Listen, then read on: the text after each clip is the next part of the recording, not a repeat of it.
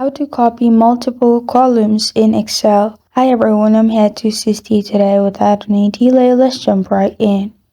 First, open Excel.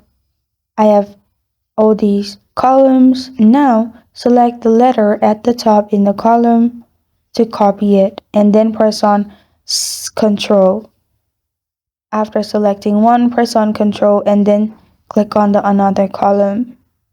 After both the column has been selected, right click on it and then click on copy in here.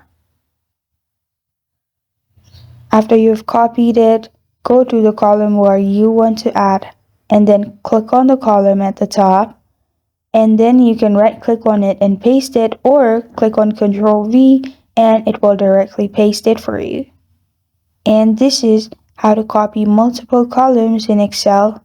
Thank you for joining me today. If this video helps you out, please leave a like and subscribe for more. Got a question or want to suggest a topic? Comment below. Thank you for watching.